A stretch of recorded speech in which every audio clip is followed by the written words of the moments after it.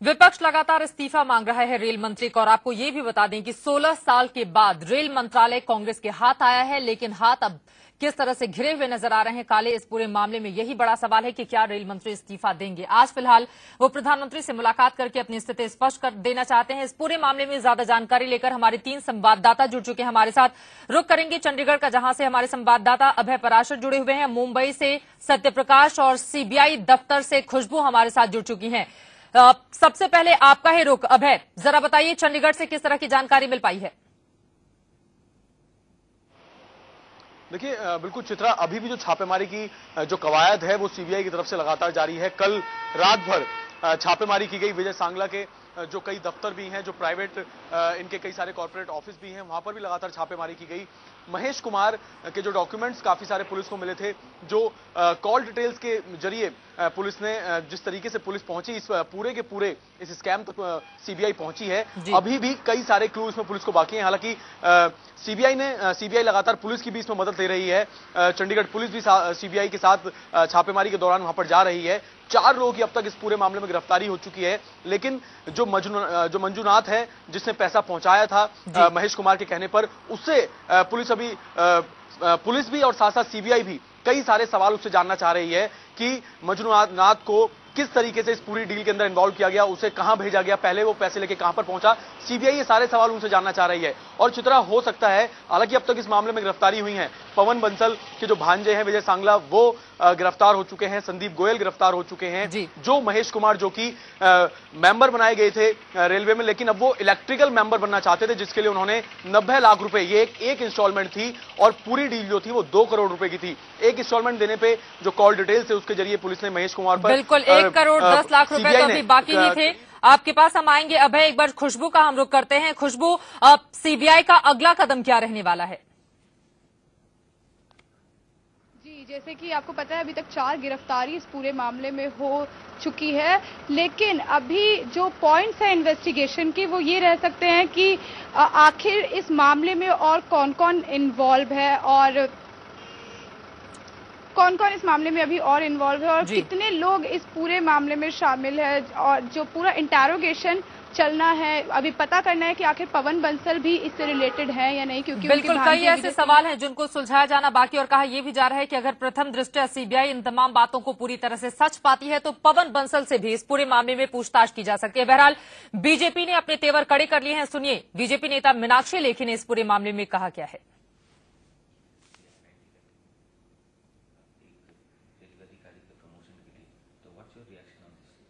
देखिए, ये भ्रष्ट सरकार है और जो भी चीज़ की आप तहकीकात करेंगे, ये सीबीआई भी के पास उतनी जो है रिसोर्सेज नहीं होंगे जितना इन लोगों ने करप्शन किया हुआ है। और हर एक जांच को उसके मुकाम तक पहुंचाने के लिए बहुत इस देश की मेहनत लगेगी।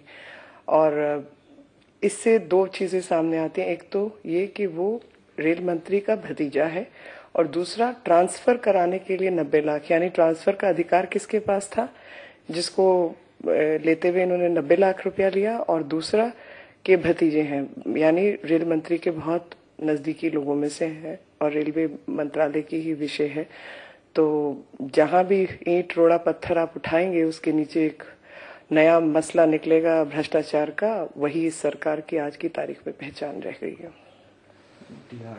मीनाक्षी लेखी को आप सुन रहे थे। बीजेपी ने अपने तेवर कड़े कर लिए हैं और बीजेपी नेताओं की लगातार यही मांग है कि रेल मंत्री पवन बंसल को नैतिकता के आधार पर इस्तीफा दे देना चाहिए। सत्यप्रकाश का हम रुख कर लेते हैं। हमारे संवाददाता मुंबई से जुड़े हुए हैं। मुंबई एयरपोर्ट से ही महेश कुमार को कल सीबीआई ने गिरफ्तार किया था। महेश कुमार अभी कहां हैं सत्यप्रकाश, और आगे क्या उन्हें दिल्ली ले आया जा सकता है जल्द ही इस पूरे मामले में पूछताछ के लिए?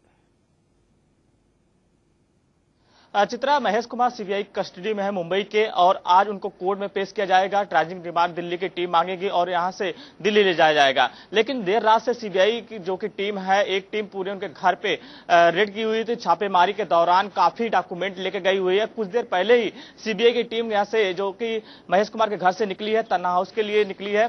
कहीं न कहीं काफी डॉक्यूमेंट और काफी जानकारियां लेकर तन्ना हाउस पहुंची है। आज कोर्ट में पेश करेगी। कोर्ट में पेश करके ट्रांजिट रिमांड लेगी दिल्ली की टीम और दिल्ली लेके जाएगी। फिर पूछताछ जारी रहेगा। जी बिल्कुल, कोशिश यही होगी सीबीआई की दिल्ली लेकर आया जाए और उसके बाद किस तरह से तार एक दूसरे से जुड़ेंगे इस पूरे मामले में, देखना बेहद दिलचस्प होगा। एक बार फिर से हम चंडीगढ़ चलेंगे, अभय हमारे साथ बने हुए हैं। अभय, जरा विस्तार से बताइए कहां पर कल सीबीआई की टीम ने छापेमारी की थी और क्या क्या चीजें अभी तक सीबीआई के हाथ लगी हैं? देखिए बिल्कुल चित्रा, सेक्टर 28 में सीबीआई ने लगातार छापेमारी की। कॉर्पोरेट ऑफिस है वहां पर, कई सारे विजय सांगला के वहां पर छापेमारी की। इसके अलावा चंडीगढ़ के सेक्टर 16 में जहां से संदीप गोयल के वहां पर काफी प्रॉपर्टी है, वहां पर लगातार छापेमारी की सीबीआई ने। और सबसे हैरानी की बात यह है कि सीबीआई और सीबीआई के साथ पुलिस भी वहां पर पहुंची थी। सेक्टर 16 में करीब आधे घंटे तक सीबीआई को अंदर नहीं जाने दिया। इसी वजह से जो सीबीआई के ऑफिसर हैं उनका यह शक है कि करीब आधे घंटे तक अंदर से जब दरवाजा नहीं खोला गया, उस दौरान अंदर जो काफी सारे डॉक्यूमेंट्स हो सकते हैं जो कि इन्वेस्टिगेशन को प्रभावित कर सकते हैं, उन्हें काफी ज्यादा इधर उधर करा गया है। इसी वजह से आधे घंटे तक सीबीआई की वहां पर एंट्री नहीं हुई। सेक्टर 28, सेक्टर 16, इसके अलावा सेक्टर 28 के आसपास विजय सिंगला के भी कई सारे ऐसे कॉर्पोरेट इनके दफ्तर हैं जहां पर लगातार सीबीआई छापेमारी कर रही है।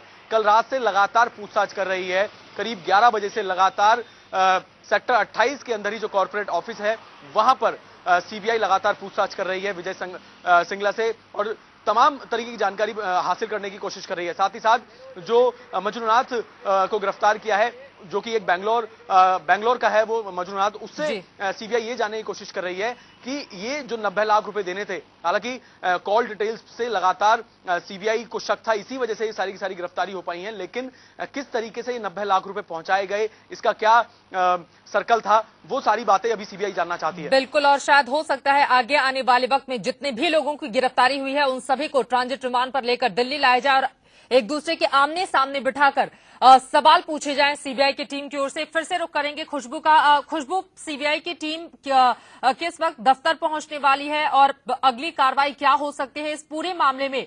कहा यह भी जा रहा है कि अगर प्रथम दृष्टया मामले को सही पाती है सीबीआई, उसके बाद पवन बंसल से भी सीबीआई की टीम पूछताछ कर सकती है।